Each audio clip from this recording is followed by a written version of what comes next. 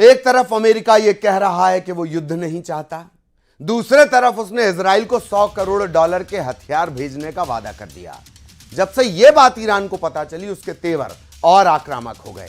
सवाल यह है कि अगर युद्ध हुआ तो क्या ईरान को इजराइल के साथ अमेरिका से भी लड़ना होगा? क्योंकि अमेरिका कई बार यह कह चुका है कि वो इजराइल की हिफाजत के लिए मुस्तैदी से खड़ा है।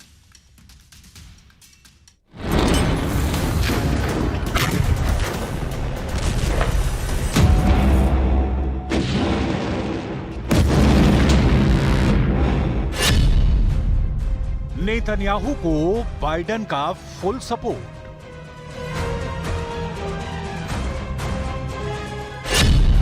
ईरान के खिलाफ अमेरिका का नया हथियार।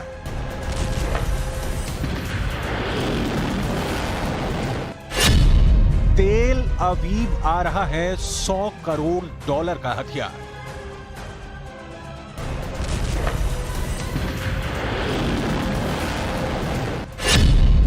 अमेरिका अमन चाहता है या वार?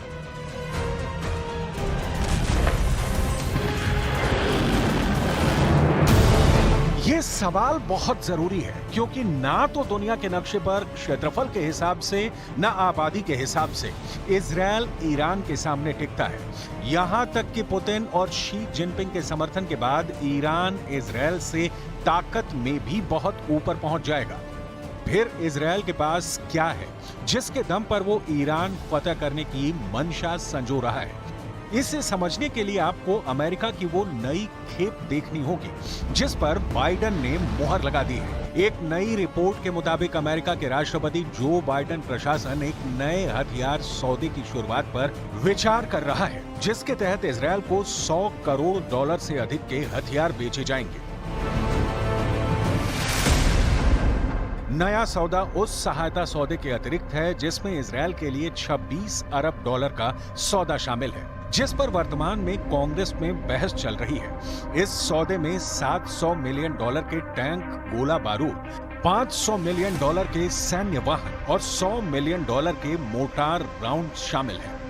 He strongly supports this package to reinforce Israel and Ukraine, and let's not forget the humanitarian aid that's needed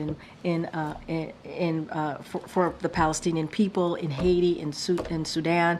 This is important humanitarian aid. Let's not forget the security in Indo-Pacific. So this is what this package is going to do. The president strongly supports that.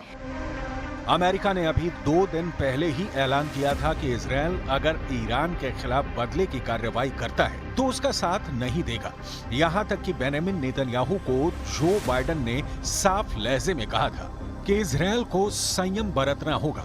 और उसके बाद America में इस बात की बहस चल रही है कि ऐसे हालात में इजरायल को मदद की दरकार है और उसे हथियार पहुंचाए जाने चाहिए। अमेरिका के इजरायल को इस शह की कीमत क्या होगी, इसे समझना बहुत जरूरी है। 1916 किलोमीटर ये तेल अवीव से तेहरान की दूरी है। 9437 किलोमीटर ये तेल अवीव से अमेरिका की दूरी है। 3686 किलोमीटर ये तेल अवीव से मॉस्को की दूरी है। ये दूरियां मैप पर दिखाने का अर्थ यह है कि ईरान इजरायल युद्ध भड़का तो उसकी जद में दुनिया का कितना प्रतिशत हिस्सा आएगा।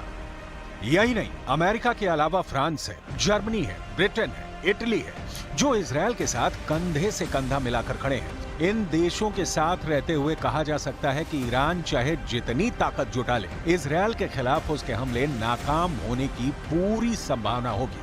लेकिन यहाँ इजरायल को मिल रही यूरोपीय देशों से मदद की चर्चा नहीं, चर्चा अमेरिका से मिल रही मदद की जिसके दम पर इजरायल खड़ा है। ईरान से दो हाथ करने के लिए अभी ही नहीं, अमेरिका इजरायल का ऑल वेदर फ्रेंड रहा है। अमेरिका ने बीते कुछ सालों में इजरायल को दुनिया की सबसे उन्नत मिलिट्री में से एक बनाने में पूरी मदद की है। अमेरिकी फंड की मदद से इजरायल अमेरिका से सैन्य साजो सामान की खरीद फरोख्त करता है। अमेरिका ज्यादा से ज्यादा इंटरसेप्टर मिसाइल दे रहा है ताकि इजरायल को आयरन डोम एयर डिफेंस सिस्टम की कमी ना पड़े। एक इंटरसेप्टर मिसाइल की कीमत लगभग 40,000 से $50,000 होती है। साजिश बहुत खतरनाक हो रही है। युद्ध की साजिश तो और भी बड़ी तबाही लाई जाएगी। पूरी दुनिया को यही डर इस वक्त ईरान और इजराइल को लेकर है जो करीब 1.5 साल पहले रूस और यूक्रेन को लेकर था।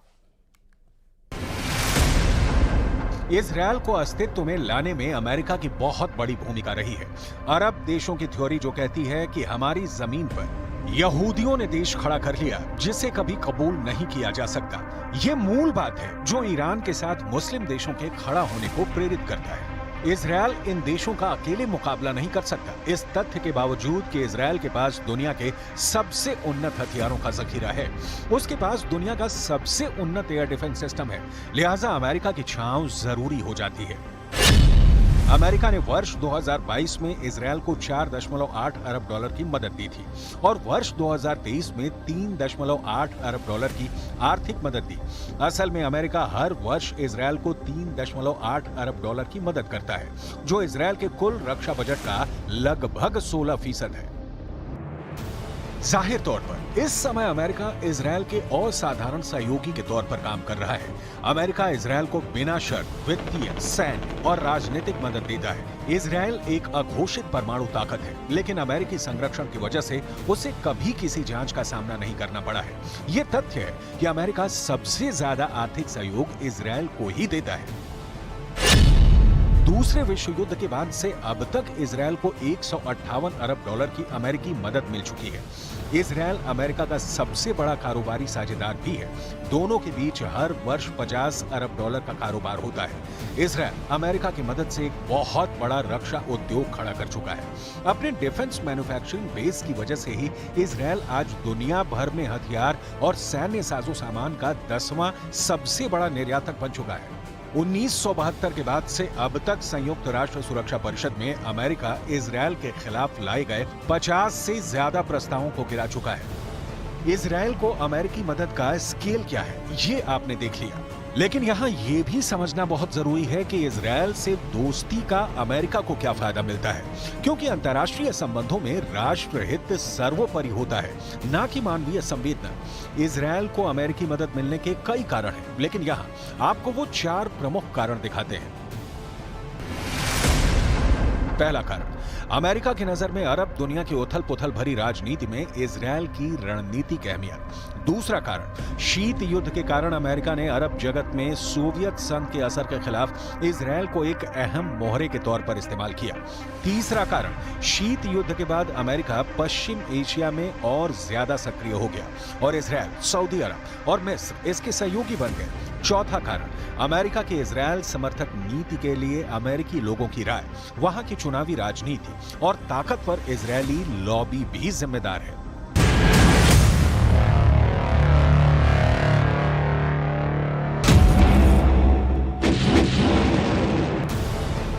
मतलब अमेरिका का मध्य पूर्व में वर्चस्व बना रहे, इसके लिए इजरायल बहुत महत्वपूर्ण हो जाता है। लिहाजा अमेरिका में राष्ट्रपति कोई भी हो, इजरायल के लिए उसकी नीतियां समान होती हैं। जो बाइडेन जिस तरीके से इजरायल की मदद कर रहे हैं, ये उसी नीति का हिस्सा है। लेकिन सवाल सिर्फ अमेरिका से मिल रही इजरायल को मदद भर का नहीं है।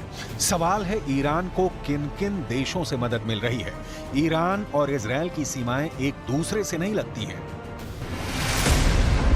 ईरान के हमले के बाद लेबनान और इराक ने अपने एयर स्पेस को बंद कर दिया है। सीरिया और जॉर्डन ने अपने एयर डिफेंस सिस्टम को अलर्ट पर रखा है। रिपोर्ट्स के मुताबिक कतर और कुवैत दोनों ने अमेरिका को अपने हवाई अड्डों को इस्तेमाल करने से ये कहकर रोक दिया कि वो ईरान के खिलाफ संघर्ष में शामिल नहीं होना चाहते हैं। गैर मुस्लिम देशों में रूस, उत्तर कोरिया और चीन के ईरान के साथ अच्छे संबंध हैं।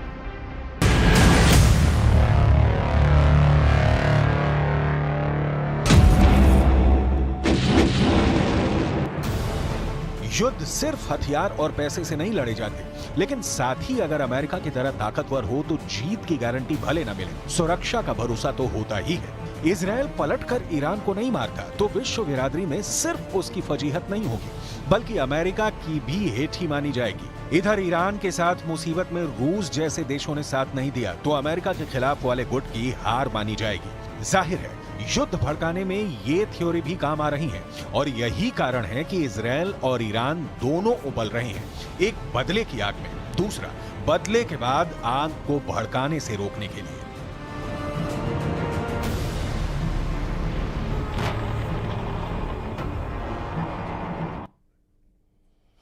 और यहां रुकेंगे एक ब्रेक के लिए।